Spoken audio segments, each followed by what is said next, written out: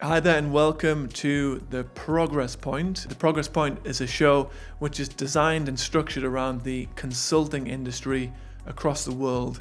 The objective of the show is we interview fascinating leaders from consulting firms, from accounting firms, from all over the world.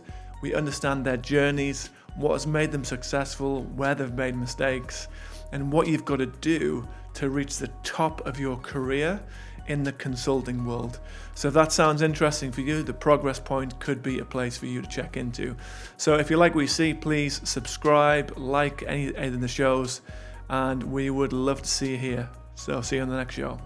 Hi Jay, and welcome to the Progress Point. Great to have you here today. Yeah. Particularly as it's a Sunday, so I appreciate you taking some time on the weekend.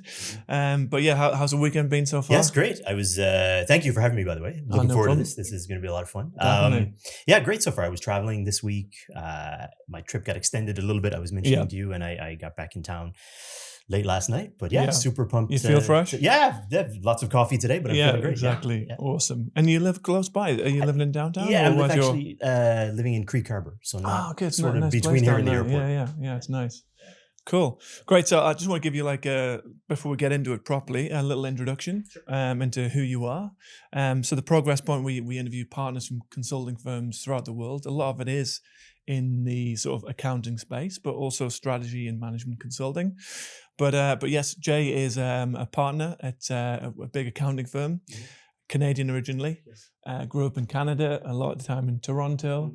And then you moved into the Big Four, Deloitte back in Canada, and then you moved over to the UAE in 2018.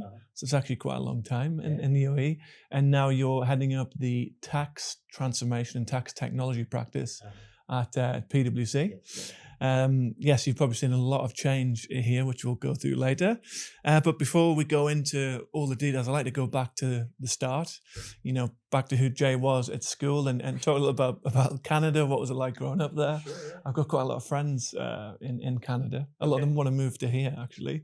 But yeah, what were you like at high school? Were you always the sort of, very driven? Were you always destined to be a partner, or what were you like back then? Probably the opposite. Really? The opposite. Yeah. In fact, I was telling this story to somebody the other day.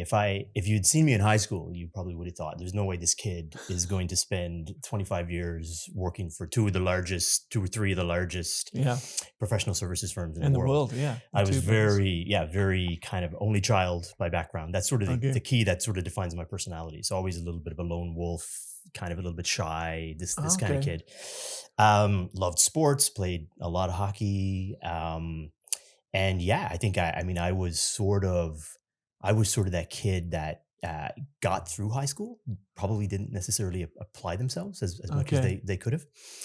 And I had a mother that just, I remember telling her I didn't want to go to university. So before I went to law school, I went to university. I remember telling my mother I didn't really want to go. I wanted to go study something silly. Yeah. And she in a moment of real clarity, she said to me, Jason, you're my only son. Give it a try. And if it doesn't work out for you, it doesn't work out for you. But give it a try and see where it goes. Yeah. And so I went to university and I fell in love, and I just sort of loved the subjects. I loved listening to professors talk about things that they were passionate about. And so I did my undergrad close to home in St. John's, where I'm from. Yeah. And then I went to law school in Toronto, and then I studied accounting after law, and sort of got into the business right after that. Yeah. Okay. Nice. And were you good enough at hockey to have made it, or was it more of a? I played sort of a higher level, almost sort of junior level in Canada. So my father thought I was. Yeah, but I remember the day I got in law. Yeah, exactly. I remember that. I was. My parents didn't go to university, so they didn't necessarily have the cadence of what that sort of looked like. And I remember getting in law school and telling my dad, and he was, Jason, I'm really proud of you. That's great. But he said, you would have been a hell of a hockey player. Really? So it's sort of, that was like the goal. Yeah. Right. Yeah. And that very much sort of drove my sort of ambition. But it is funny, and I'm sure we can get into it at some point. But that the sports, the teamwork, the focus on working together to accomplish something, was something I think that was very important in sort of defining who I am. Like I think you meet people who are really good team players. You meet people sometimes that aren't. Yeah. And oftentimes when you look at the people who are sort of really focused on what it means to be on a team, that was sort of instilled in them from playing sports or some other activities when they were kids. Yeah. So really good life lessons. Maybe not the most academically oriented, but I think served me, to this point anyway, served me fairly well. Yeah. I think you take it for granted when you're in team sports. I mean, I played rugby when I was younger. Rugby, bit of basketball, cricket. But you're just used to that teamwork because you've been doing it since you're 8 years old. Yeah. But I guess if you're not sporty, I mean, lucky I was quite athletic, but if you haven't got that thing to then integrate into a team, it's probably the first time you've done it. Probably. So it must be quite a challenge. Yeah. I mean, and it's, to have that. And also, where do you get that competitive mindset from? True. If you haven't had to compete? Maybe it's more in academics, they're trying to compete on that. But I mean, for me, it's those lessons. I mean, growing up in Canada as well, and I always forget how much people from different countries know about other things. But Wayne Gretzky, I think, is a sort of well-known globally. I mean, certainly in Canada, he's like a god. He's like a legend. But I think around the world, it's pretty well known. And Gretzky was famous for saying an assist is better than a goal. Yeah. And I think I've always believed that. And if you watch my son now play hockey, Jack is 14. You watch him play hockey, or my daughter who also plays hockey. They, when they score a goal, it's great. Yeah. When somebody on the team scores a goal, it's great. And there's almost no difference between one of their teammates scoring versus them scoring. Yeah. And just the level of engagement is the same. Yeah. And I think that's really, really, that's beautiful. I think that lesson is something that people need to remember even in business. Yeah. If you're on a team and you're really on a team and your KPIs are designed to measure that, which they should be. They have to be, yeah. Then the team scoring is a win for everybody. Yeah. I think maybe all too often people sometimes get a little bit too individualistic about it. And there's nothing wrong with a good amount of healthy competition, of course. Yeah. But at some point, I think, if we remind ourselves, we're on this team together, we're trying to accomplish this together, you get a lot further. It sounds a little cheesy, maybe, but I actually believe that. I think particularly in accounting, where, you're going to be working with people in different countries and different sectors, and you're going to bring it together and make it work. Yeah, for sure. Maybe it's a Canadian thing where it's like collaborating, because maybe the Americans are not as... No comment.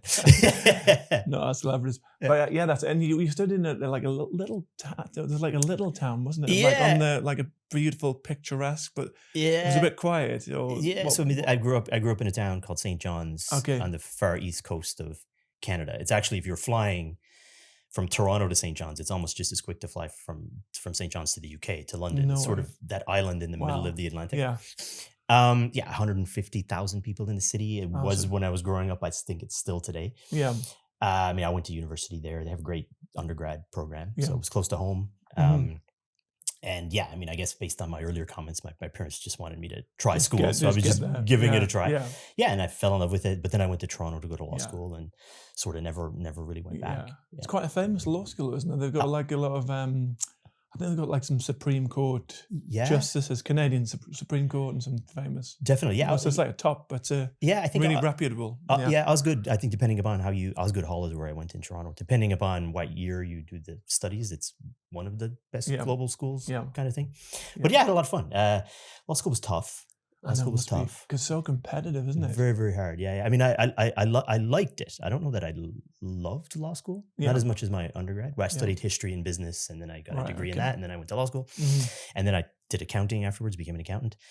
And I never, other than maybe a year and a half after law school, where I did my getting called to the bar, we call it, or basically do your articles so that you can become an actual lawyer. Okay. I never really wanted to practice in a traditional sense. And I had a mentor my first year in law school in Toronto. We were assigned, senior lawyers who were partners in big firms in Toronto at the time. It was a really good program. And I remember having dinner with this guy one evening, my first semester in law school. He had a bunch of us out just kind of chatting, mentoring. And I said something to the effect that, I'm not sure I really want to practice law. And he just said, Jay, remember it's called law school, not lawyer school. There's a lot of things you can do with a law degree, and you don't have to practice law in the traditional sense. Yeah. And that's so true. I mean, if I look around now, even a lot of my friends, my colleagues, clients, I mean, my life generally, a lot of them are lawyers, but very few of them have ever really practiced law. I mean, and I'm going through this conversation with my daughter right now, who called me like a couple of days ago, and she's turning 16 next week. And she's like, Daddy, she's very keen. She's unlike me. She really is focused on what she's going to study when she goes to university. That's good. Yeah. And she was asking about law school. And I told her that exact same story. Yeah. Because I think, with kids today, and I know I'm jumping around a bit here, but I know with kids today, with AI, with Mm, technology, and this is the conversation I was having with Izzy. yeah. What you study is interesting. So you almost need to think about studying something that gives you those sort of broader analytical life skills, Yeah. as opposed to something that's purely a vocation that teaches you how to move. Yeah. If it's too narrow. I wonder if Exactly. the whole education system is just going to change completely. Because Yeah. who knows what's going to happen? Because let's say kids start learning how AI works at Mhm. let's say 10, 11. Are they going to need to? I mean, I just don't know what's going to happen with It's the market. it's a fascinating It's really discussion. interesting. It's a fascinating discussion. I was having this Yeah, debate with my wife last night when I got home from traveling, yeah, and I hadn't seen her in a while, so we were chatting. We ended up in this debate about AI yeah. till the wee hours, and yeah, I mean, I was sort of telling back to law school again when I remember my first semester of law school, we had a course, and it was, Mm, I forget what it was called, but it was literally 30 or 40% of the time we spent. I know it was called legal research and writing. hmm. And basically what this course, and I'm not that old, okay? Yeah, But what this course taught you was how to go to a book, to look up a phrase so that you could then go to another book and look up another phrase, and then eventually find a series of cases that you're going to find to get the case mm, and read that case. And hopefully in that case, there's some information that's useful for the problem yeah, you're trying to solve. This takes 5 or 6 hours and you found one case. yeah, And the course itself was actually about that process. hmm, Well, that process is completely, for years now, that process has been completely irrelevant, right? yeah, I mean, particularly now with AI, yeah, you can get quantum leaps ahead. yeah, So, I mean, I think the way to think about it, at least my sort of humble opinion, is it isn't that you're learning that process, because that process is going to be mm, relevant. It's how your brain is thinking through the yeah, process. And then it almost doesn't matter what process you're learning. yeah. You're just sort of It's a using way your of brain thinking. to think about Yeah, it, right? Because I yeah, think now we're using AI, but we have a lot of the groundwork done.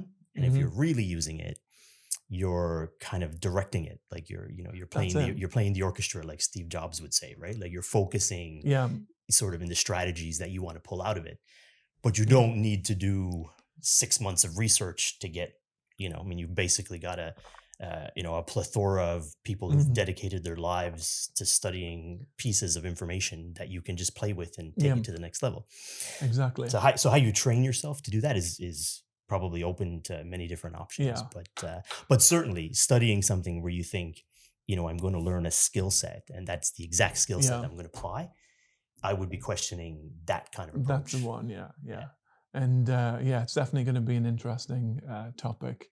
And yeah, I mean, it's already hitting now. I've got a few friends who are in, let's say, marketing, really top Mhm. quality guys, and they've just been let go because they said, "Listen, we can just put this stuff into Mhm. ChatGPT, have a plan." And it's having real life consequences now, Yeah. and I think law is going to be interesting. I like to see it. No, I don't like to see it, but when you sort of read a bit of theory and then you go, actually, this is hitting the real world. Yeah. So I've got a friend who's a partner at a law firm. Mhm. They do a lot of financial due Okay. diligence, and they're basically developing a tool where you just put the data room in there. They do the analysis, but then you need someone smart Yeah. to architect it and ask the right questions. But then they're going to cross-reference that with. I think this is how it works. They're allowed to put anonymous cases into the chat GPT. They can't Okay. mention, is that how it would work? They're not Yeah. allowed to Yeah. mention the actual names of the Sure. companies, Sure. but I think they're going to overlap with every single Yeah. case they've ever had or whatever, and then they'll come up with more due diligence Mhm. questions. But then the question is, what happens to the juniors, Yeah. and what happens to all the companies that are just doing. So I just really don't. Yeah, I man. was Look, going to go it's into this later on in the yeah, thing, but but it's a really interesting question, yeah, and I think we're all a little bit in this together, and we're hmm, all sort of, I don't want to say struggling, because I don't think that's the right word, yeah, because we're trying to figure out exactly, the right cases and the right cadence for how to use AI. yeah, The one thing for sure is it will push us, I think, ahead in quantum leaps in how we think and how we develop. And I'm absolutely sure that by interacting with AI, we will come up with, insights that we just wouldn't have been able to come up with, yeah, because our starting point is we can tap into so much data and so much information, yeah. and kind of, build on the shoulders of giants, if that's sort of That's it. Yeah, if that's the theory. Um, And I think we just all need to be cognizant and kind of focus on that. I mean, if you ask my humble view on what, and this is not meant to be too provocative, but I think if if you look at how exponentially since ChatGPT came out 2 years ago now, has it been 2 years? Maybe not even 2 years. Yeah. I think it was launched before, but it didn't really become I think popular. it People knew what it took off. was, Yeah, right? yeah. I think 3 years from now, if you think law firms and consulting firms and accounting firms will look like they do now, I think that's not true. I think they'll look very, very different. And I think the more junior resources, if you will really be I think we'll all be challenged, but I think it'd be incumbent on them to actually be the first movers with AI. And, they need to. That's it. Yeah, figure out how to utilize it. They got to think about it now. Yeah, I know a lot of the big law firms are looking at different service offerings. So is it going to be an AI strategic new wing of the company? Is it going to be ESG consulting? Because I think they know that a lot of the standard stuff might be off the table. So then you have to diversify and look at adding. I think the ultimate thing is, like you mentioned before, is you're going to be able to solve your clients' problems quicker, and then you go to the next problem. That I think just the amount of efficiencies it's going to create and innovations. For sure. Like, I mean, if you think about sort of the various sort of, and I'm far from an expert on this, but me neither. I probably know enough to be dangerous. Definitely more than me. Yeah. But if you go back sort of into the industrial revolutions that we've had, because AI is just another technology, and these days we tend to think about technology as digital and AI, but mechanics is the cotton gin, it's all technology, right? So if you go back, I'm dating myself maybe now, but if you go back, in history, and you look at all of these different sort of industrial revolutions, and I guess we're in the fourth or fifth version now. They've created step changes in how we as humans have worked and engaged with each other. And I remember having and I was a kid at the time, but I was a family friend whose husband worked at the Ford plant in Ontario. So they don't make all the American cars in the US. They make a lot of them in sort of southern Ontario and parts of Canada. And Ford F-150s are famously made in Ontario, just outside Toronto. And, for years, this guy, we're going back 30 years, okay, but for years, this guy put the front left tire on trucks for a living. Like, he literally picked up a tire with a wheel on it, put it on a truck. He did this for 20 years. It was probably not the most intellectually challenging job, probably made him a little bit crazy, probably after a while. And that job now has been done by a robot for 20 something years. And so if you think about, how every step change in technology changes work, I would say, for the past 10, 15, 20 years, the knowledge professions have been key, the white collar lawyers, doctors, even accountants, the people that were selling knowledge by the hour. Well, if you sort of think that's the same equivalent as today as what putting a tire on a car in an assembly line was 30 years ago. Yeah. But of course, we still have, everybody didn't get out of work. We didn't create a depression. People found ways to evolve and think. My own 2 cents on this is, because we have now made the information highway, we've made the information careers the equivalent of working on an assembly line. You get your head around it a bit, but you sort of then, okay, well, what do people do? And I think what our clients look for from us, and probably what is driving society now, is really are those insights, those ideas, those thoughts. Like, how do I actually create a better mousetrap? How do I create a better financial instrument? Does a private equity firm, the way that it's structured today, how could that look even better and be more tax efficient? Because we've just been selling, the ideas around it for a long time. And now we can actually challenge those with data and insightfully change things. I mean, my own sort of futuristic lenses, that's where the future is. And while people can still do that. Now in 5-10 years, maybe with agentic AI, we're having a different conversation about where we play. But the one thing for sure is, I'm not as scared about technology replacing us as some folks are, but I do think we need to challenge ourselves to get to that it pushes us to get to the next level. And if you look at it that way, and you sort of study to get in a point where you're able to adapt in that respect, it's probably about as good as you can do to sort of stay focused on what it looks like. That's a good way to look at it. I never thought of it like that, but it literally is the same, isn't it? Yeah, it's all just technology. It's all Yeah. just, in technology making things more efficient, more effective. And yeah, like I said, for a long time, I think we just sort of take it for granted that if you go to medical school and you learn a bunch of stuff, not to minimize it. I mean, law school, you learn a bunch of stuff. Yeah. That stuff now doesn't really have the value that Yeah. it did a few years ago. Yeah. But it doesn't mean humans aren't valuable. It just means we need Yeah. to challenge ourselves to And it use might that also information. break down the. It probably also unleashes potential. Mhm. So let's say you're in a country that isn't, there's just not a lot of wealth. Yeah. I think there's websites you can do now. It's called like Replit. I watched this podcast with Stephen Bartlett, Okay.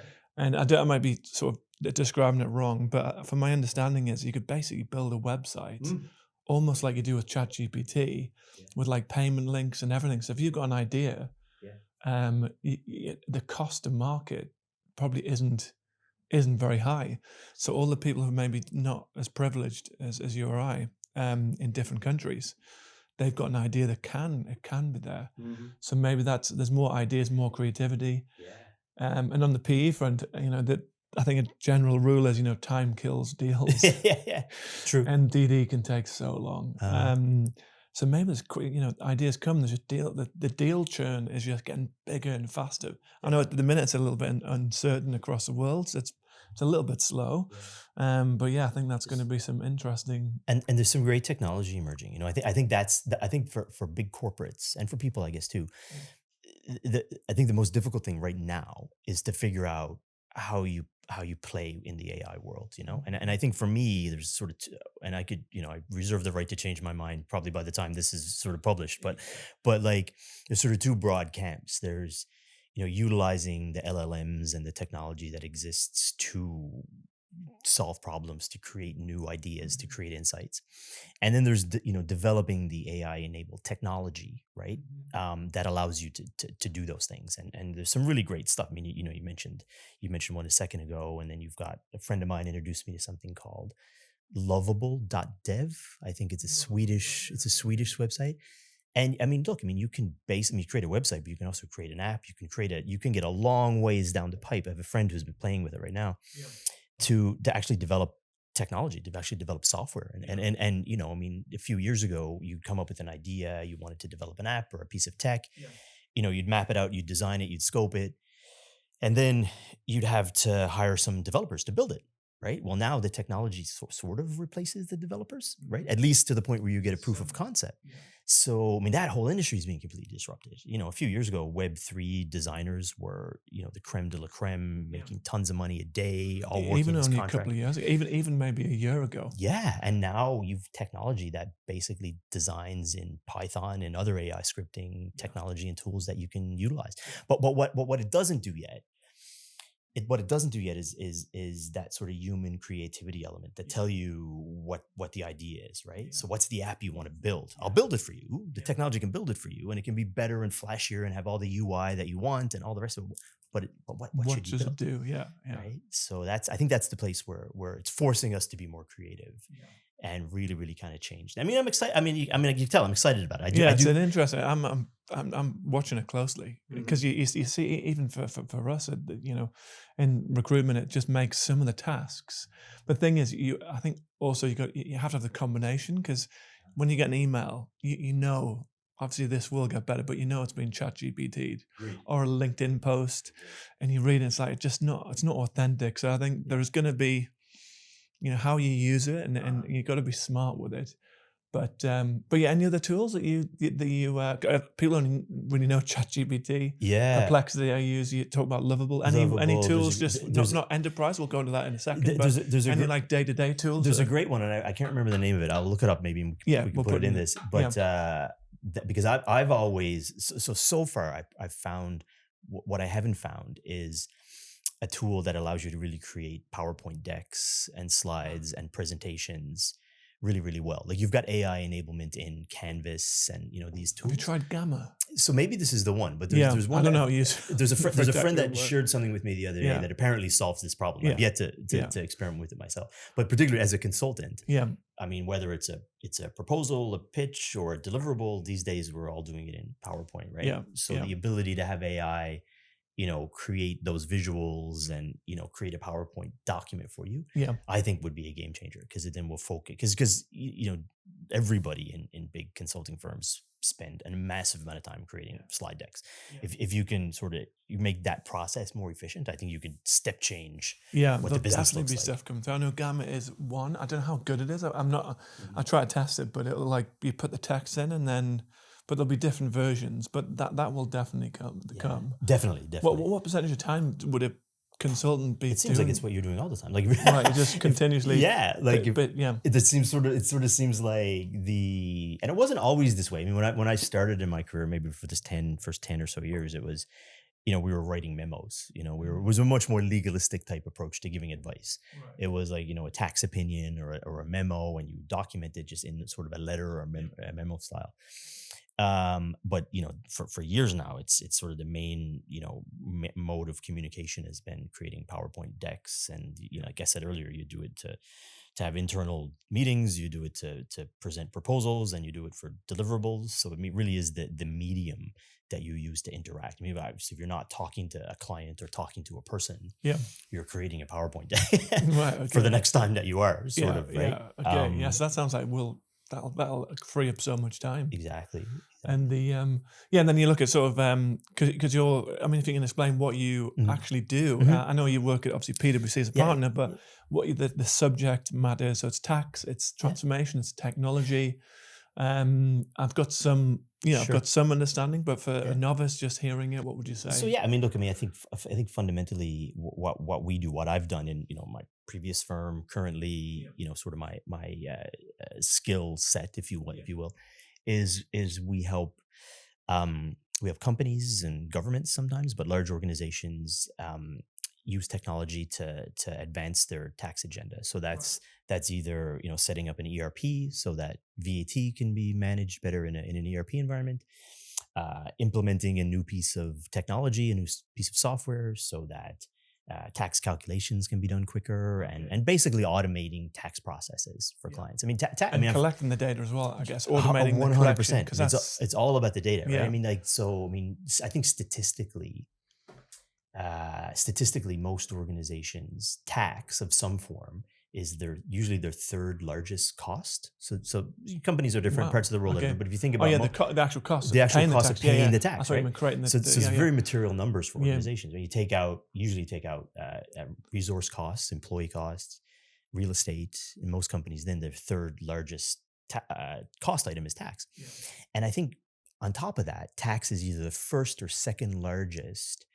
A tax department is the first or second largest user of data within an organization. To your point, Paul, because so what that means is if you want to have really, really tight, efficient tax numbers that you're reporting, and again, those numbers are really important to you because they're your third largest cost, and you have to grind through a lot of data to get to those numbers.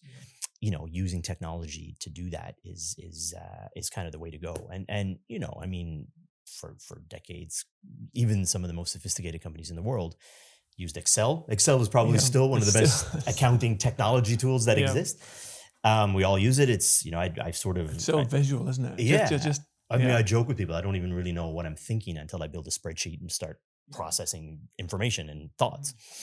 But these days there's at least about the last time I looked at it, about 150 different software tools on the market that can help you rationalize, automate, manage your different elements of your tax function.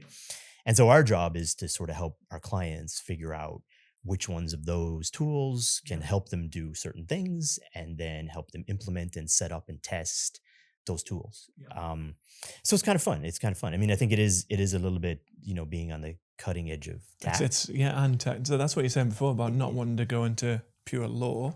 Absolutely. You're in something that's combining technology, accounting, and law. Yeah, I mean, I felt. I mean, just sort of kind of interesting anecdotes, but I fell into it sort of not necessarily because I was focused on doing this. Like in my first sort of 10 years as working in the Big Four in consulting, and even a little bit in law, I was more of a traditional tax advisor. So I was interpreting the laws, writing memos. And then two things happened. I was a senior manager in Toronto at Deloitte, and I got put on a project for IBM at the time. This was before SOX. Some of the listeners may be old enough to remember Sarbanes-Oxley. And what IBM were doing is they were, documenting all of their tax processes because they wanted to sort of understand, where the data flows came from. And that I'd never really thought about tax in that way before. I'd always thought about it from, just the number, and even more, just the rules. Like, what are the tax rules, and here's how you should apply the rules. I never really gave much thought to in a large organization. You have to take those rules, but then you've got all of these numbers and this data and these systems and entities that you need to apply those rules to. So it was a real eye-opening moment for me. And it got me really interested in tax processes. And then, so I was sort of, going through these thoughts in my mind and working on clients where it was more of an implementation of a tax solution than it was just giving advice. And then I had the biggest epiphany I had in my career. I was working in Calgary. I was leading the VAT practice for Deloitte in Calgary at the time. And we had a client, I won't say who it is, but a large oil and gas company, global oil and gas company that had a lot of problems in tax globally, well-documented problems in tax globally. And Canada was no exception. They had a lot of tax issues in Canada. And I remember we had an in-person meeting with some of the head tax people from this organization. They'd flown into Calgary. There wasn't a local company. And we had a big meeting. It was a bunch of us. And I remember it was the head of tax, or certainly one of the heads of a tax area in this organization. And he made this comment. He said, you guys must think we're idiots, that we've all these problems all over the world. And he goes, but I have to tell you, like, we have lots of people in our tax department, 150 people or something in our tax department. Most of them were all very senior Big Four people, partners before they joined us. We know the tax, and this was the line. He said, we know the tax rules, but the system is broken. The data doesn't come out of the system the way that we want it to. And then when we go to report and comply and file tax returns, we make tons of mistakes, not because we don't know the rules. We're putting the wrong numbers in the spreadsheet. And for me, it was like, so you can spend your whole life, really, really understanding the intricacies of the tax rules and, the nuances and, in those days, moving boxes around to minimize tax, all the great stuff that, tax lawyers and tax advisors do. Yeah. But if at the end of the day, the data that you're playing with is wrong, it's all for naught, right? Yeah.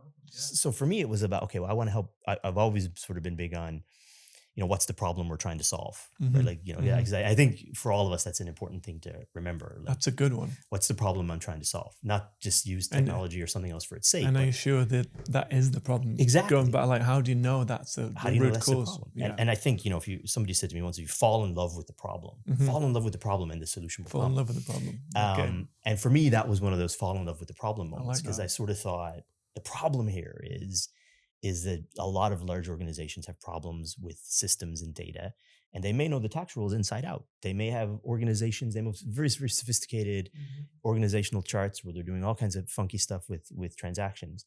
But if the data is wrong, then sort of what comes out the end is wrong. And so I was it really sort of helped shape my career on how to actually get in there and help organizations, I think, solve the problems that I thought. Because you already had the other skills. You already had the data and the analytics and the rules. Combine that with the tech. Mm-hmm. It's very powerful. Yeah. And maybe, the young people coming through who are maybe indirect tax juniors, maybe they start training on maybe there's more of a move towards tax transformation than there is tax technology than the normal, normal route. Definitely, particularly when you think about, the conversation we just had about AI and the tax rules. Yeah. I don't want to say, I don't think we're to the point yet where people should rely 100% on what ChatGPT's interpretation of tax law.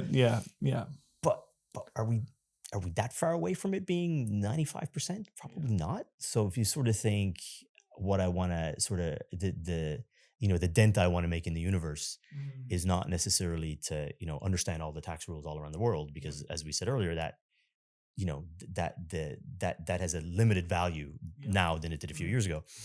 But how do I apply those rules to an organization and help an organization make sure its data is right and its systems are right and its processes are right? I think that's, to me anyway, that's the interesting part.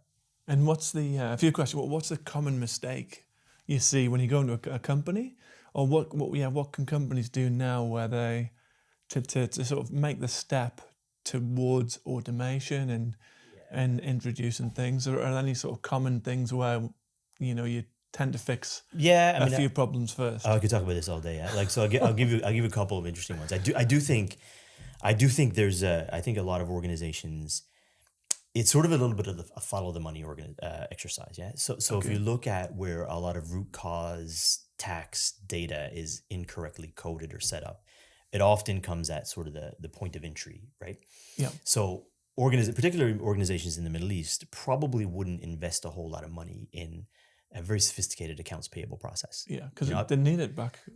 Yeah, I mean, exactly. I mean, I've Yeah. had people say to me, "Oh, I'm not going to invest in this technology because I can hire, particularly in certain parts of the world, I can hire 100 people to process invoices and pay them X. Why would I do this?" And he goes, "Yeah, okay, fine, but those people are going to make mistakes. They're going to take a lunch break. They're going to, put the same number in twice. They're going to forget a zero, and that's the kind of stuff that creates problems down the line when those numbers are relied upon to calculate other numbers and other numbers that ultimately feed into your tax position, right? So I think not investing in the areas in a business where significant things ultimately could be influenced is a mistake I see a lot.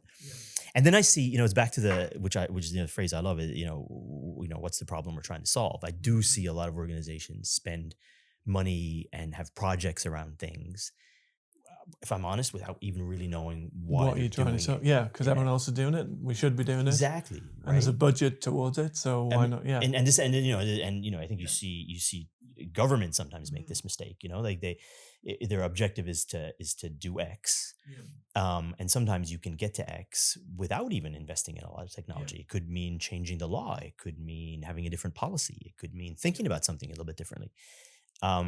But a lot of times the knee jerk is, well, let's spend a whole lot of money on this system, and this system will fix all of our problems. But all that system did was automated a process that was broken in the first place.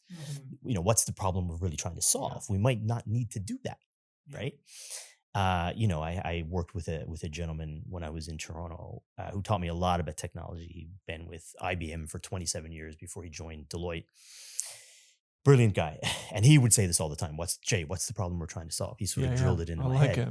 And, and he would say, and this was an IBM lifer kind of guy. And he would say, yeah, like organizations sometimes just implement technology for the sake of it without really knowing how to kind of focus it. Yeah. So those I think are some of the insights for people and organizations to focus on. So before they maybe make any decisions, it's probably better to engage, a company like PwC earlier. Yeah. Get them involved like way before you think you need to, because it's going to save money at the back end. Definitely. You might say, well, that's the wrong tech.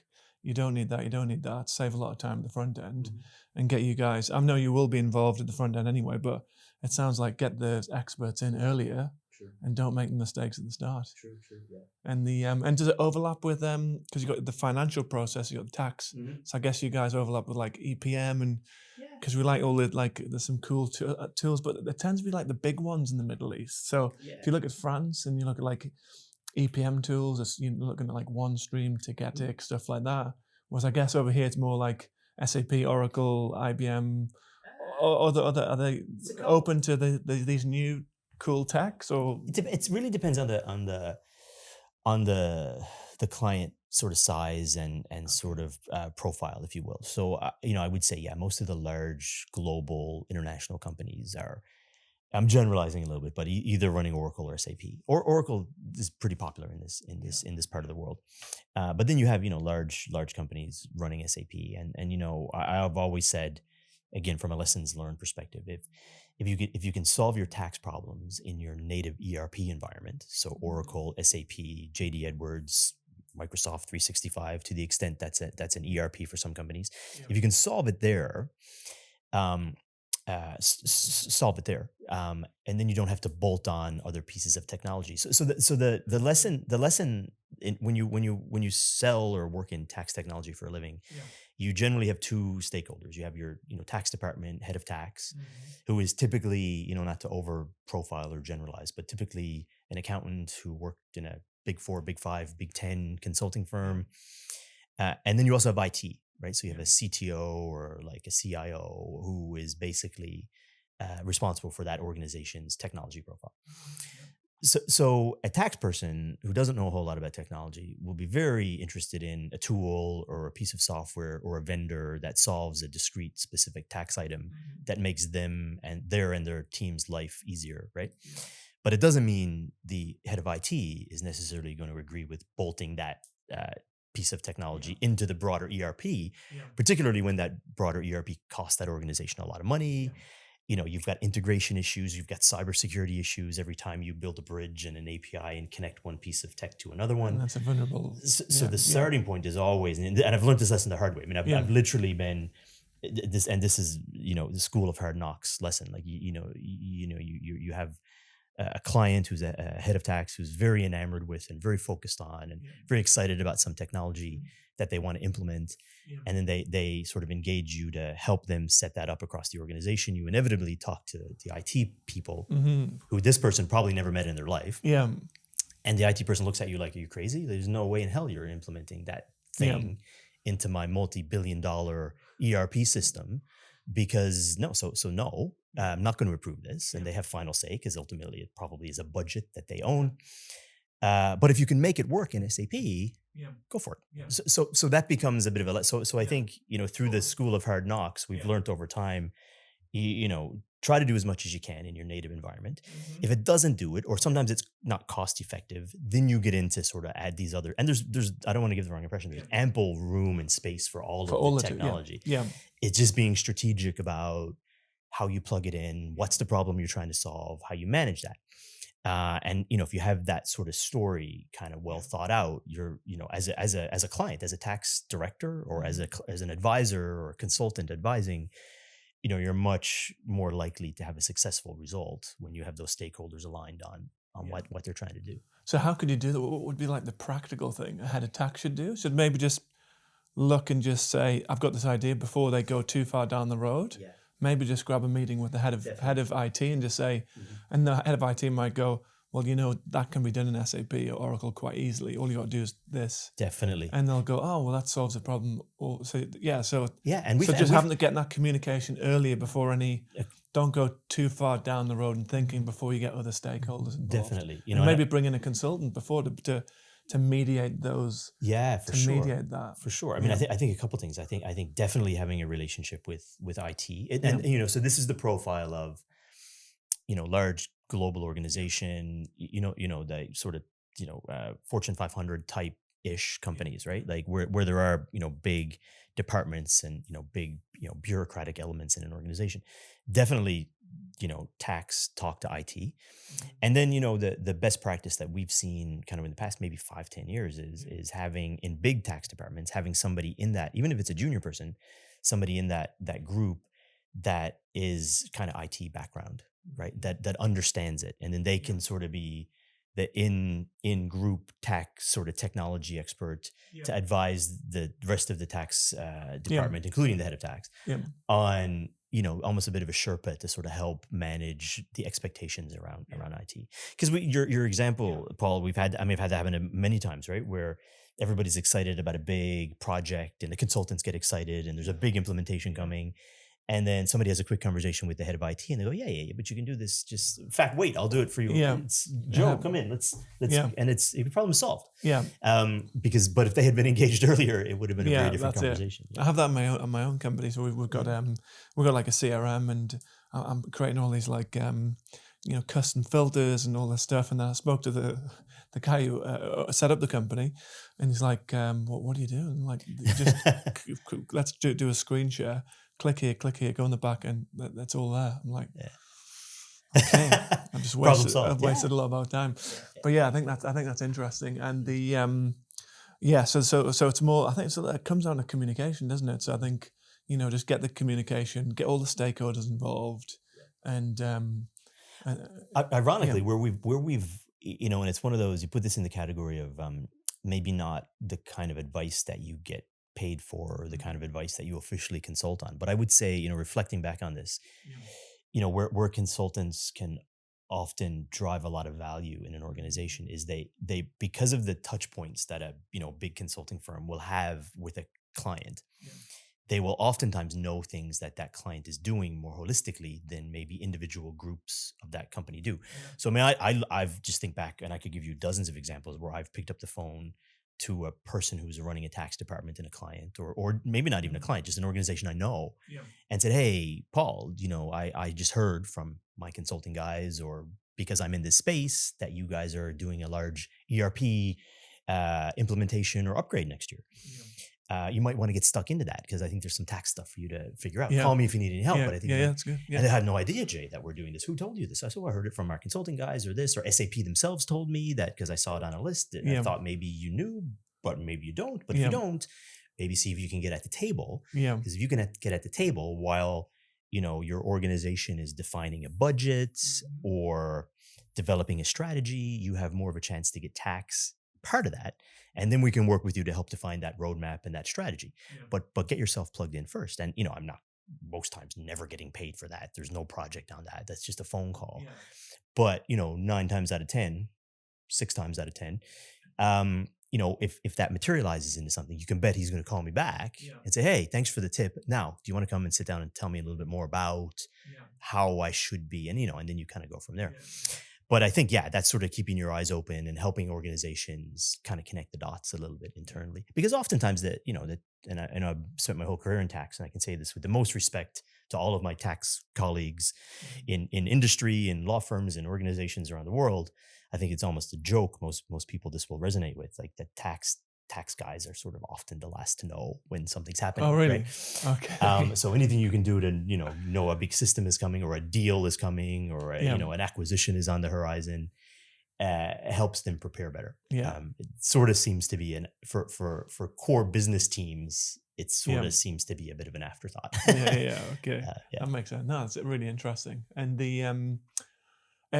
so going back to what you were saying before, is obviously you were a partner now. So I guess you got to do a lot of presentations. You've got to do public speaking.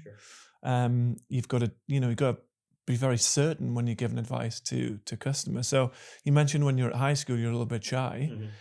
So do you feel like these are skills that you can't? I know we speak to a lot of people who, let's say, stuck at manager, senior manager, and that they don't want to go forward because I don't really want to present too much. I don't want the sales target. I don't want to revenue. But I guess because you come across very like I trust you, but I don't imagine you're not like a selly in your face. It's more like believe in me and trust me.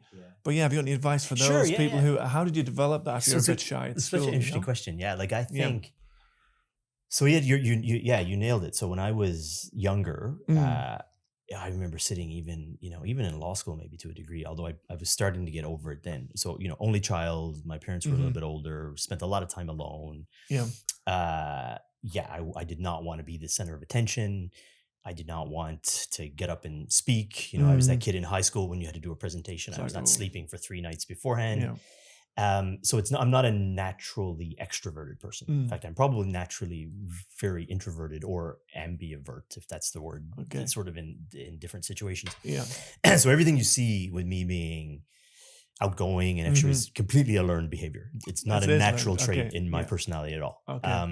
And I think for me, it was a combination of wanting to have a voice. So making sure that I wanted people to hear what I was saying.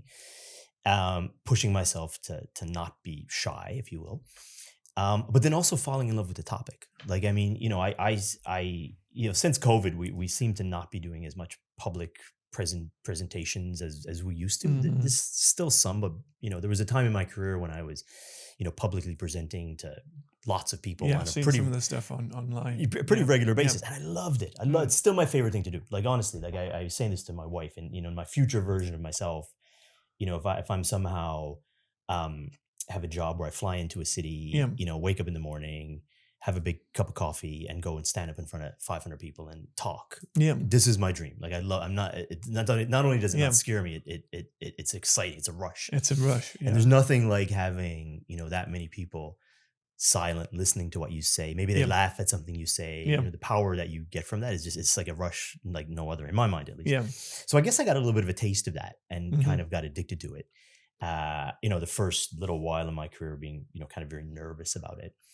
And then just kind of falling in love with it. Right. Yeah. In fact, ironically, in the past couple of years, I've been studying people who are silent more and listening better maybe than I am. Like somebody gave me some incorrect advice, which is probably worth unpacking a little bit years ago, where they sort of said in a meeting, you want to be the first person to talk. You want to be the first person to ask a question, to be the first. I don't think this is true. No. I think you want to wait and sit back and be a little bit more strategic. Understand what's going on. You definitely understand what the problem is. Exactly. Are we solving the wrong problem? Exactly. Yeah. You definitely want to talk. Yeah. I don't think this is advice I give to people all the time.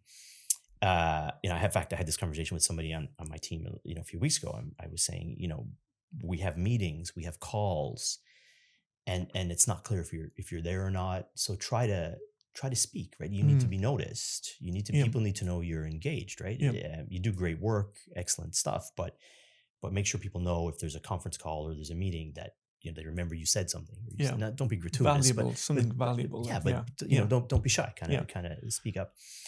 And so I think there's a balance in there. I think where I sort of come down on this now after 25 years of this is listen first and then have a voice, have a view, be clear on what your view is. Have a little bit of gravitas if you can when you make it. But definitely you want to kind of play. You want to be seen to be somebody who sort of has a view in these situations. Yeah, that's interesting. So I've got a couple of questions on that. I think one, not a question, but I think it'd be great if you did, if you invited all of the tax people in the Middle East to a conference and just saying, hey guys, this is what's coming. This is what's happening with tax technology, financial processes. Are you ready? I think you'd be great to have that in the Middle East. Like it'd be a nice touch. And then, but yes, I think the people who are listening, they'll be like, yes, but he probably had some natural. He said he's a bit shy, but I think there's probably a period where you thought you couldn't do it. But so for people who are maybe a bit shy, just put yourself in that uncomfortable. It's going to be horrible to start with. You're not going to be great, but you just do a little bit more, and then you'll start building that confidence up, and you can only go so wrong. Even if you completely freeze and stop, people are okay with that. For sure. And I think I think it's a great thing that you've got over that, and now presenting in front of however many. It's a great thing. It's great, and I think you learn some lessons there on how to deliver those messages and how to present, and there's a couple of quick ones just as sort of footnote tips for people if they're watching is and I had this debate with somebody this week. I think when you're it goes back to producing PowerPoints and slides, I typically would present with maybe no slides or maybe a slide of a picture.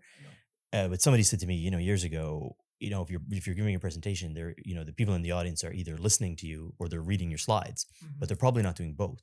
So you've got a slide with 1,000 words on it and you're talking, they're not getting anything from this. And then I think you want to keep the messaging relatively simple. Like you pick I always say you pick the 3 things that you want the audience to walk away from this. Tell them at the beginning, these are the 3 things I want you to walk away with. Talk about those 3 things and then remind them at the end, these are the 3 things. And I make a joke of it sometimes. If you remember nothing about what I talked about today, try to remember these 3 things.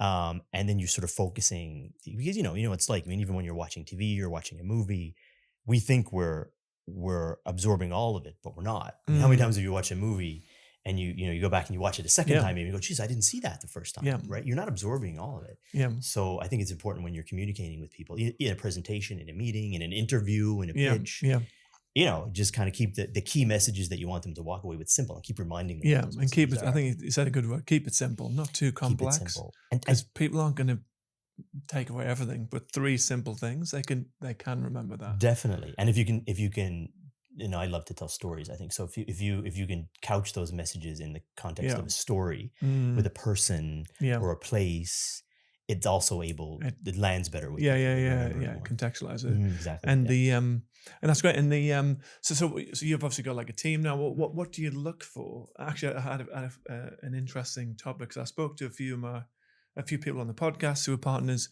and they said that when they were really young in their career, a partner had said to them, "You're partner material." Mm. Do you sort of see that with Yeah. your guys, where you go, okay, this lady here, she's going to be a rock star. This guy, he's going to be.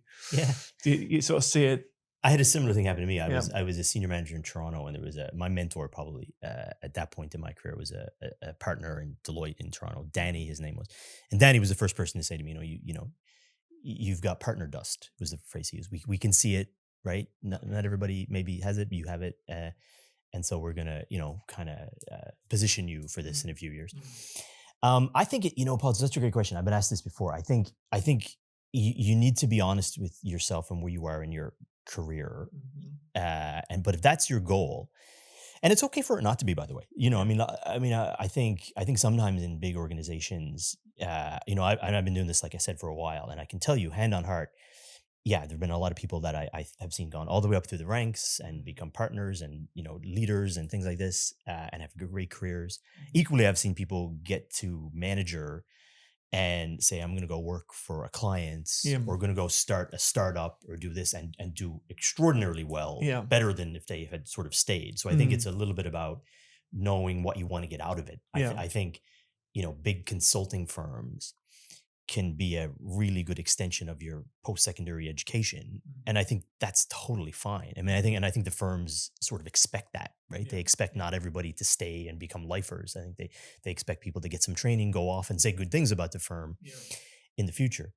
So I think it's a little bit about, when you get to a level of maturity that you know what you want to get out of that exercise and being honest about it. And then being honest about and I'll give you a story in a second, and then being honest about, where you are in your career. So when I first started at Anderson, I started my career at Anderson in Toronto before Enron. And then, 3 years later, Deloitte in Canada had acquired all of sort of what was left of Anderson at the time. It was a great firm, had a lot of great memories. When I first started, I was fresh out of law school. I didn't know much tax. I was a little bit shy. I was working in a big office tower in downtown Toronto. So for a small town kid, that was a little bit intimidating. So I just said, I'm going to work harder than anybody can. Because I've never really felt that I'm the smartest person in the room. I don't think I've ever been in a room when I'm the smartest person. And I'm completely fine with that. In fact, I worked with a gentleman years later, an American guy who was fascinating. And he had this expression. He said, if you're the smartest person in the room, you're in the wrong room. Always surround yourself with people that are smarter than you, or you're not growing. And I was like, this is brilliant, because this is complete brilliance in my mind. And I've never really been, or to be honest, sometimes it hits you sort of like cold water, but never been the smartest person in the room. But I've always said, but I'll outwork you. Right? So when I first started in my career at Anderson, into Deloitte 3-4 years, I just outworked out everybody. I had 2,000 chargeable hours my first year in Anderson. I got noticed, and I just continued to build on that. And then I think if you get to the point where you've established yourself, and this is kind of a big organization culture thing, if you've established yourself as somebody that works super hard, cares about the product, and you go, okay, check, I've got that. I've got that trait locked in. Then you look to be a person that now has some insights, some ideas. Never underestimate the value of even a junior person walking into a very senior person's office and saying, hey, Paul, do you have 5 minutes? Maybe you've thought about this, maybe this is nothing, but I had these ideas I wanted to share with you. A senior person will remember that junior person walked in for years and had that, because not everybody does that, right? So I think if you establish yourself, but at the same time, if you haven't really established yourself as somebody who's got some credibility, it's not going to land. Then it's just sort of like, okay, I've lots of people have ideas, man, right? Yeah. But you're somebody who's worked super hard. You've got credibility, so you get a meeting, and now you're saying something that's interesting. This is good. Now you're in the right track, and then I think you just build on that. I think that's a really good way to look at it. It's also the same in our industry, because some people come in, they go, "We've got this idea." But you haven't done the fundamentals. Do the basics first. Get that done. Prove yourself and then we're always open. We need to hear new advances and new ideas. Definitely. But it needs to come at the right time. I think and this is a life lesson too.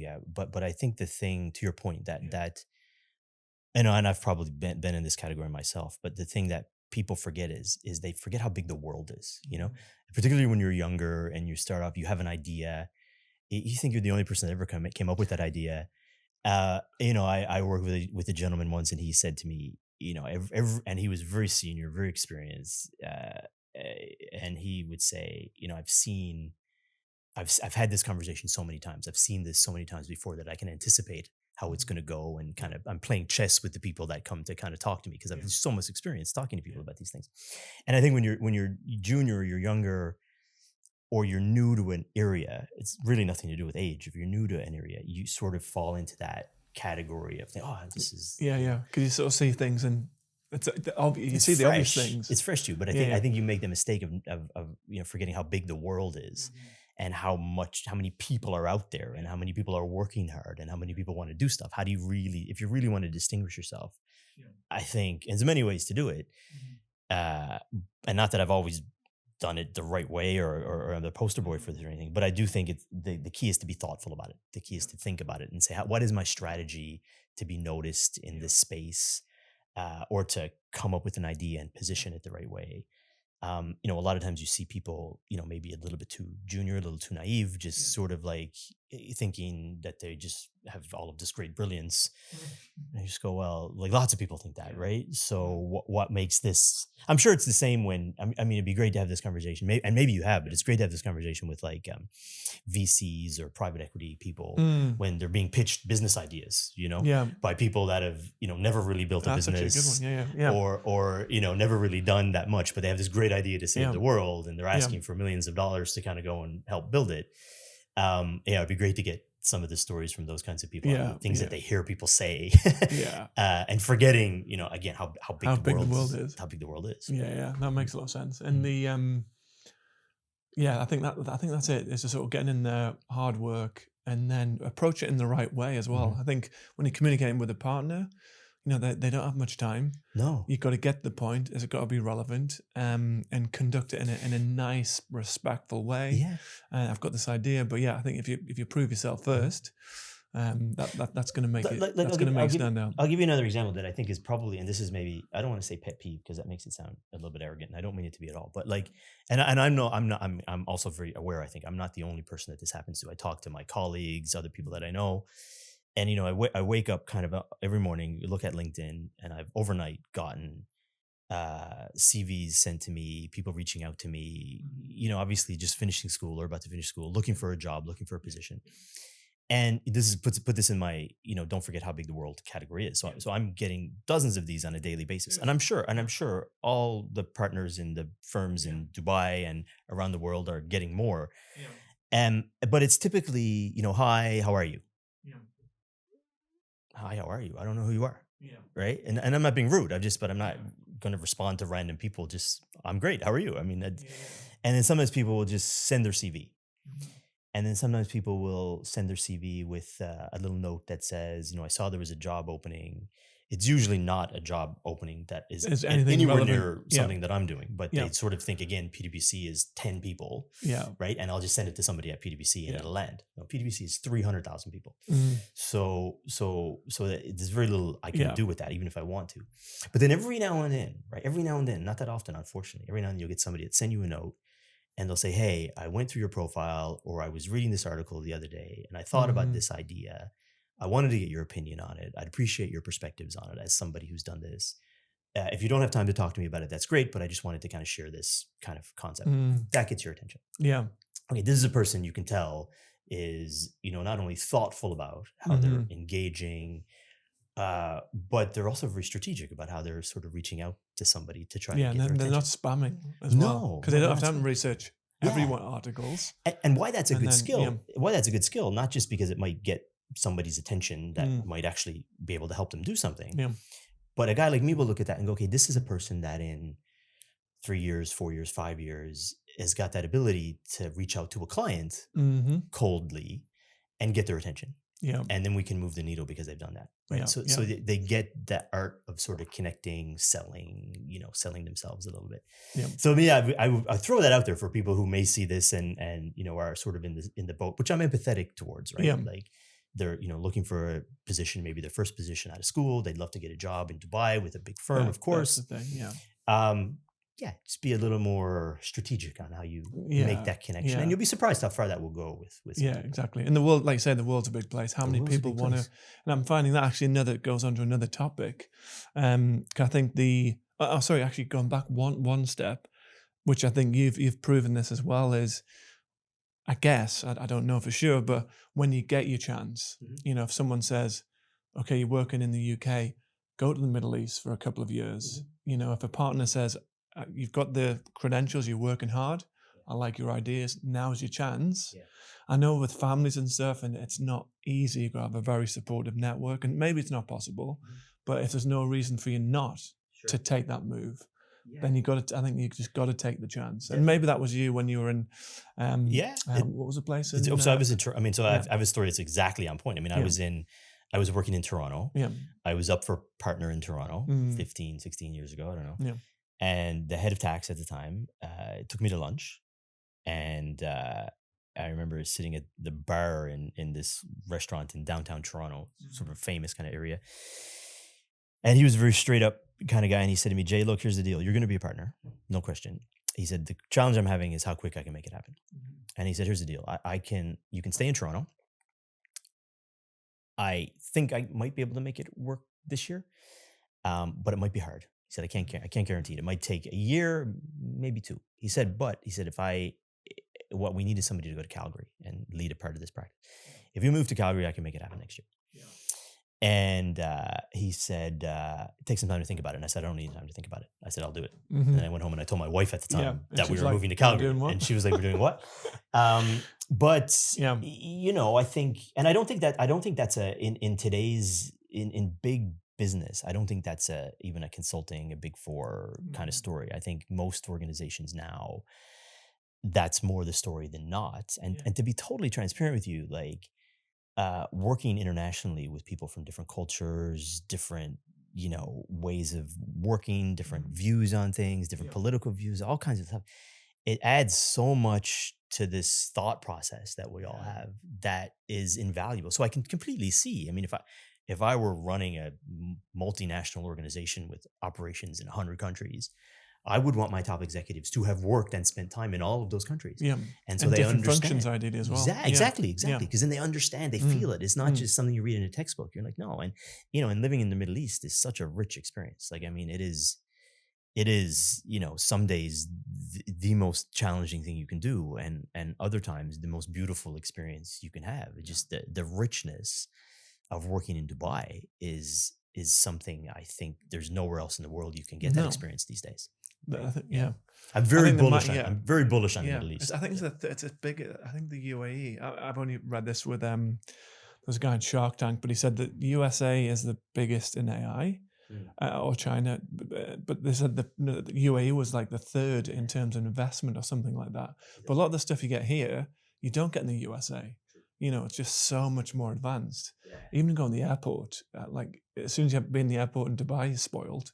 Because you just walk through and it's just like it's easy and it's chilled. So I told you I was traveling this week. I was having dinner Thursday night, I think, with I was very fortunate with a bunch of, you know, very senior executive guys, and we were having dinner, and the topic was invariably something along the lines of, you know, Dubai is a concrete jungle. It's no culture. This is the expression people describe Dubai. It doesn't have any culture. Yeah. You know, I'd rather be in Venice or Paris or London or New York or Toronto, maybe. It's got culture. It's got history. You can feel, you know, when you walk into a pub in London, you can feel the arguments people had 300 years ago sitting in that seat. You go, okay, fine. I mean, I've been a lot of places. I get that. But I'm also very bullish on the Gulf, bullish on Dubai. I'm very overprotective of it. Maybe I think it's done a lot for me personally, and I love the environment. I would encourage anybody to come here and live and work. I think that the next 50 years of our global history will be defined by cities like Dubai and Riyadh and Abu Dhabi. I mean, these are the future of the world, right? I mean, I would, and this is meant to be a little bit provocative, but I would almost say, you know, big Western cities have kind of had their day, and they've proven democratic ideals don't always necessarily work out. And if you've got the right leader and the right focus and the right level of innovation, like we're really blessed to have here, you know, the future is very, very bright. So I said to this guy who was saying something about there's no culture in Dubai, I said, yeah, but, you know, I'm a bit of a history buff. I studied history in my undergrad degree. I would have loved to have been able to move to New York City in like 1850, before 1900, when the world was moving to New York, when the Statue of Liberty had just been put up, and people are coming in, and people from all countries are there. They're building the city. The energy that would have been to be part of that experience. You can't tell me that wasn't culture, right? Like that was the definition of the birth of culture. I said, I feel like that now in Dubai. I said, I feel like that's what's happening here. This is the modern day equivalent of moving to New York in 1850, where the world is building that beautiful city. That's what we're doing here right now. So people love it. People love it. And I think the common trait is they'll come here for a year. That's a plan. Yeah. They come for 1 year, and then 1 year ends up being 5 years, 6 years, 7 years. But I think the one thing actually which I would like to pick your brain on, which some of my friends say it's fantastic, is the schooling. Because I think you got some greats, because you got 2 children. Yes. Yeah, and they're in schools here, and I guess the schools are great. So what would you say about the general? Because people think, oh, the schools are they don't have the great schools here, and how would you say about that side? So this piece we'll probably have to. So my kids are in school in Canada. Okay. Oh, okay. Right. So we cut this piece out. Oh, maybe. yeah. So we'll cut that out. Yeah. Yeah. But yeah, so we'll go back on to so people who are. So you would advise moving to looking at the UAE. 100%. Yeah, I really think it's such an interesting place to be in, and I think in addition to that fact that you're that like I said earlier, I think the world is really focused around politically, this sort of and economically this region, and it's got a lot of things going for it. And if you think about, and this is a bit of a sad story too, but if you look at the political economic situation in other parts of the world, geopolitical environment in Ukraine and Russia, and obviously Palestine right now, and the things that are happening in the U.S. with Trump and tariffs and China, and who knows what the story is going to be tomorrow. I think and this isn't necessarily just my view. I think a lot of people. I was at an event a couple of weeks ago, and there was a senior guy from The Economist magazine who was an economist giving a presentation to a bunch of investors in Dubai. And that's fascinating. He was British, living in Singapore, I think, came to Dubai with this global view, and he basically said, "Look, the rest of the world is in trouble, but the UAE is winning." And it sort of seems like, because of the way that they've set up the structure here, this is the sort of sad part of the story. It's not meant to make people in other places feel bad, but whenever there's political unrest or geopolitical problems somewhere else in the world, Dubai wins, right? People move here, right? And they invest more here. And you look at the real estate in Dubai now; it's going through the roof, right? And he said, look, even compared to Saudi, right? Saudi's doing well, but at $50-$60 a barrel oil, Saudi's a question mark for a little while, right? I think they'll sort it, but Dubai doesn't need $90 barrel in oil to make. Because it's only a very small percentage of the economy now. Yeah, it's diversified through tax and through real estate and tourism. So I'm very, very bullish on it. But I think those are the sort of solid economic reasons for wanting to live here. I think the more maybe subjective, interesting life experience reasons. And sometimes it's what I'm about to say is a little bit. Sometimes it's a double-edged sword, because sometimes it's tough, but you have so many people from so many cultures with different ways of kind of thinking about the world, interacting with each other. When that gets harnessed, it's amazing, because the ideas and the experiences that you bring to a meeting room, you'll have. I'm very rarely in a meeting room where anybody in that room is from North America. Yeah. Very rarely. Yeah. It's, a lot of people from the UK, a lot of people from Europe, a lot of people from Asia, a lot of people from the subcontinent. All over the world, everywhere. Yeah. Right? And I would joke about this. If you took 5 guys who grew up in Toronto, grew up in Canada, who were all of the same age, who all played hockey together, and you put them in a meeting room in Toronto, and they hadn't traveled that much, and gave them a problem to solve, they'd all come to the same solution and high five each other because they were so brilliant. Well, what perspectives were brought to that table, right? So in Dubai, you get just such a rich fabric of ideas and experiences, and it makes you think about things differently. I don't think there's anywhere else in the world where you get that. Singapore, maybe Hong Kong. Yeah, Singapore, maybe. Yeah. But yeah, I think it's. But I think that also I think you can't underestimate the power of long-term thinking. True. So obviously America, it's like 4 years, maybe, and then there's someone else in. I mean, America's a very special place as well, but yeah, I mean, when you're thinking in terms of like 50 years, this is the goal. It's you can really, and you've got the leadership driving it. Yeah. You can't beat it. You can't. It's hard to beat. No, it's I mean, really hard to compete. You're 100% right. I mean, I think in my view, you're 100% right. Like, and I think in the West, the U.S. is the most topical recent example of this. But Canada, maybe even to a degree, there's a new prime minister in Canada now. But if you're a political leader in one of these countries, your main objective is to stay in power. Yeah. So you have a 4-year window to make a change. Yeah, but you got another 4, hopefully. Right. Whereas here, you have a political environment where they can think for decades, and have a 50-year strategy, right? Like MBS now has a 2030 plus strategy, and he'll be there to execute it, right? In Saudi, you can't really beat that if you've got a mandate for 4 years. Yeah.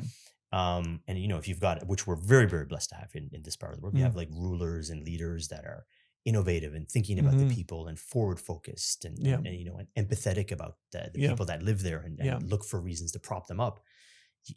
Not all authoritarian regimes obviously have the same leadership, but here we're very, very shows blessed you that what's we do. possible. It shows you what's possible. Right? They've set Dubai's set the benchmark for everywhere else in the world. I was very fortunate about 6 or 9 months ago. I can't remember. I was at an event and I heard the Minister of Innovation, Omar. Forget the gentleman's last name, Omar something, and he's the current Minister of Innovation for the UAE. Brilliant young guy, brilliant. Like a lot of these Emirati leaders are. Yeah. And he was telling the story about the history of Dubai. And so he had a national UAE mandate, but he was obviously very, very passionate about Dubai. And he said, and I never really thought about it this way before, but he said, 5,000 years ago in Dubai, not that far from here, Dubai originated and sort of organically became the place where people from Egypt and people from India came to trade silks for spices or whatever. It was sort of the meeting point where it became this trading area. And he sort of said, and ever since that point, that's all Dubai's ever wanted to be, was to be the trading point.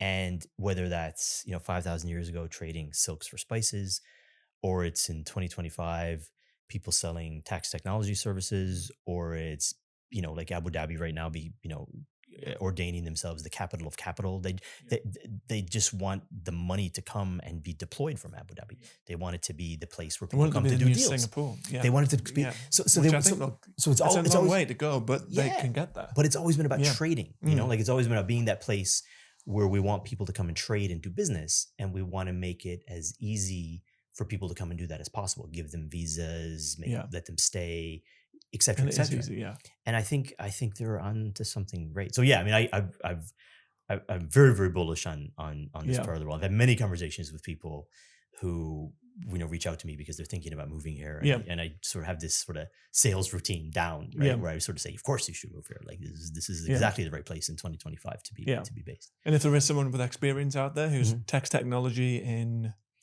Europe or whatever, and they generally have experience, for sure, they can reach out to you, and it's just Jay Riche, Jay, yes, and then Riche, yes, LinkedIn, PwC, and they'll find you. Absolutely, we'll put in the link. Always happy to, even if it's not to work directly, I'm always happy to help. Because it's quite a niche skill, isn't it? So and if they're not right, then you can just forward them on to your colleague. But ideally, someone who's got experience in the field, not everyone. Yeah. And then a personal note, because I'm taking a lot of your time. Sure. It's been great. I probably want to get you back on again because there's a lot to talk about. But in terms of like personal stuff, I think you're big into your cars. Is that right? Yeah. You do your research. You do your research. Yeah. I love cars. Yeah. I love anything with wheels, basically. Mountain biking. Anything active. I wouldn't go so far as to call myself a adrenaline junkie. Mainly because I've met people who actually are, and I don't think I'm they're jump out of airplanes on a regular basis kind of guy. I'm not necessarily that person, but I like mountain biking. I love cars. Snowboarding is the one, maybe the one downside to living in this part of the world is Yeah, you got to get on an airplane and travel for a few hours before you can find some snow to go snowboarding in the wintertime. Been fortunate. I've been able to do it, a few times a year for the past however many years. But when I lived in Calgary, I snowboarded every second weekend for 10 months of the year. And the weather's incredibly different. Like you can't get more. Incredibly different. Yeah. Yeah. And and what's the best car you've seen in Dubai? The best car I've seen in Dubai? Yeah. Oh, man. Like, there's just supercars coming out. This is a candy shop for people that like cars, right? Just even observing them. Somebody told me, I don't know if this is true or not, but a car guy who I know told me that. So the millennials will fact check this pretty quickly, I'm sure. But like, I think Bugatti make 1,000 cars a year, and they send 350 to Dubai. So if you've not been to Dubai and you like cars, that tells you all you need to know. Yeah, you see everything. Yeah. My favorite car is probably a Ferrari 599, something like 2014 Ferrari classic Ferrari, and we'll see how Lewis Hamilton. There'll probably does be one outside. There's probably one outside. There's one parked out there now. Probably, and we'll see how Lewis Hamilton does in Monaco today. Right? They're racing today. In Monaco. You got the Abu Dhabi. Yeah, I mean, so just looking at stuff in the UAE, you got the Abu Dhabi Grand Prix. Mm-hmm. You've got, if you're into biking, what's a big bike track? I actually nearly fell off, and luckily I was wearing a helmet. Yeah, if I wasn't wearing a helmet in Hatta, or it's a huge. I think it's like 100-kilometer bike course. It's about maybe 45-minute drive from Dubai. So there's one in Hatta, close to the Oman, in the mountains, close to Oman, sure. And then there's one in Meshrik Park. They have it's huge. It's actually 100 kilometers. Yeah. And I came off and I hit the sand. Oof. Luckily, I wasn't going to wear a helmet because my head hit a rock. Ouch. So if anyone's going to do biking, make sure you wear a helmet. For sure. But you also got the opera, so you got like cultural stuff with the opera house. Stuff here. You got water sports. I know a few friends go to the Kite Beach in the morning and they'll do like the wakeboarding where I don't know what it's called. Yeah, so there's a lot here. For sure. You never get bored. You never get bored. Never get bored. Yeah. My wife loves it here. She's been here 10 years. 10 years. She loves it. How long have you been? It's only been it's about a year now. Oh, okay. Yeah. Cool. So newbie still. We like to move fast. Yeah. But Nice. I mean, she loves it. And there's just so much to do here. So, There's no. You're never short for. And even like little short trips to, like, you got Oman, which is close by, and Russell Cameron's might be really nice. I've not been there yet, but it's meant to be very cool. And that's going to be up and coming. With the casinos being built, it'll be probably the next boom area. Yeah, the Wynn Casino, that may be a place to invest. Exactly, 100% in real estate in Russell came right now. Yeah, and then even traveling, like I'm not sure the complete accuracy of these statistics, but I think Dubai is a 4-hour flight from a third of the world, and like a 7-hour flight from 60% of the world or something. So it's a great place to be. If you like to travel, it's such a good location. Yeah, you sort of can go. You can get a direct flight to Thailand if you want. I think Bali. I think is probably a direct flight. There's very few places you can't Maldives get a direct flight. Is there? Yeah. I have a friend who flew to a couple of weeks ago. Flew from Dubai to Buenos Aires in Argentina, and it was a 22-hour flight, but they had to stop just to refuel. I think in Rio. But still, like, I mean, Emirates is amazing. Yeah, like every week there's a new flight going somewhere. Very, very, very bullish on Dubai. I think it's a great place, and I think it will continue to be a great place for hopefully as long. It's going to be, definitely. And then, well, that's great. And then in terms of any clients watching, I mean, again, and they just maybe they're just not sure what to do with the next stage of their tax technology. Just reach out. Yeah, and you can just have a chat on the phone and just say, "Listen, we'll come and have a meeting." And absolutely. I think get ahead of the curve now because things are changing. Like e-invoicing's coming through, and there's a lot of people have to get ahead of the curve now. Definitely, because it's coming. It's a very important factor. Like if you look at just in the UAE, I mean, if we talked about Saudi and other countries, we could even broaden this discussion. But if you think about why I came over here 7 years ago was, VAT was being introduced and, the firm I was with at the time needed people to come and help. Yeah. So I came over and I was supposed to come for 2 weeks and that was 7 years. That's my sort of running joke. I just came for 2 weeks and I'm still here. But then, just in the UAE, corporate tax, introduced in 2023, technically. Most companies in the UAE will have their first corporate tax return due around September. Yeah.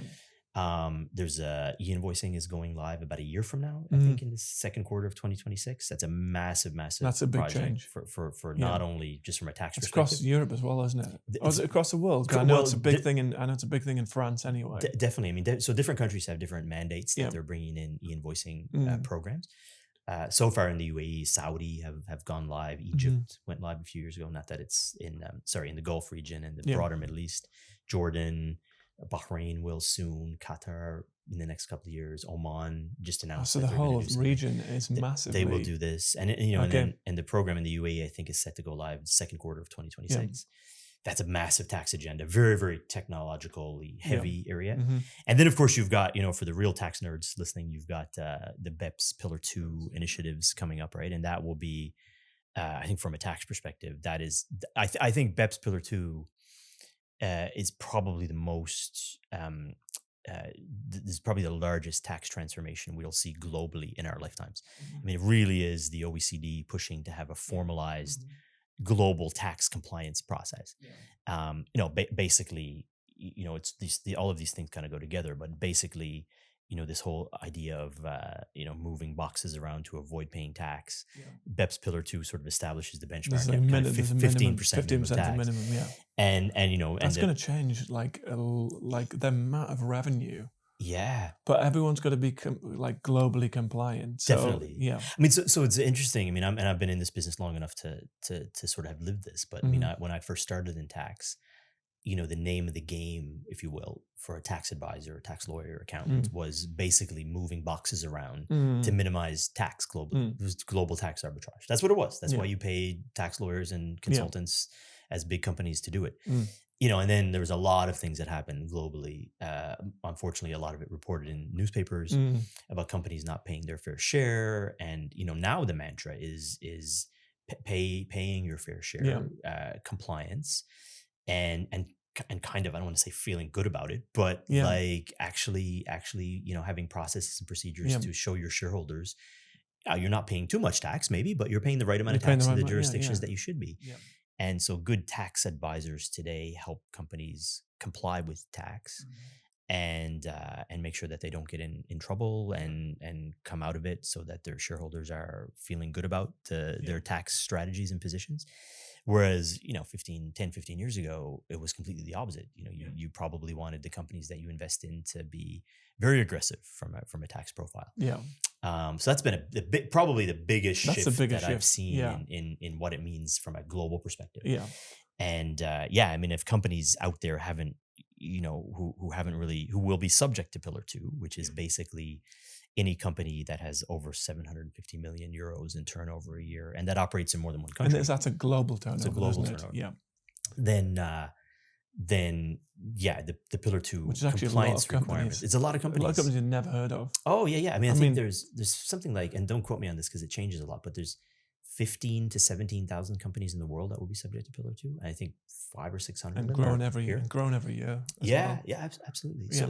But this is a massive compliance requirement for companies, and again, one that's very difficult for global organizations to comply with Pillar 2 without really harnessing technology. Yeah, that's my big sales pitch. I haven't, but that's my big thing to take away for people to think about. And if anyone's got Pillar 2 skills, get in touch as well. Because very rare to have Pillar 2 skills. Yeah, maybe a little bit of project experience, but it's all happening so quickly. But I would say people who are good tax accountants who really understand accounting and tax and technology, because that's the space where Pillar 2 really plays. It's the understanding the financial statements in a way that you can understand the flow of those numbers to get to the systems, to get to the process, to get to the compliance. It's not an easy area, but if you're out there and you're fascinated, if you're you're interested in, excited about tax and future proof, and this is at least for the next 5 to 10 years. Definitely, this is a space to play for sure. Yeah, awesome, cool. Well, Jay, that's been a really interesting podcast. Thank you for having me. I've taken away a lot of stuff as well. I like the stuff of what would you say about the problems? Not get obsessed by the problem, but fall in love with the problem. Fall in love with the problem. I like that because I've been in meetings myself, and then you sort of having discussions, and halfway through the meeting, you sort of pull yourself back and go, "What we're trying to solve here?" Exactly. And it's like, what? But I think that's a good one. Yeah, that's going to be one of my takeaways. Cool. But that's great. Yeah, thanks for seeing us, and I'd love to get you back on. Really enjoy the conversation. It's been a blast. Thanks for having me. Thanks, Jay. Cheers. Cool. Thank you very much for watching this episode of The Progress Point.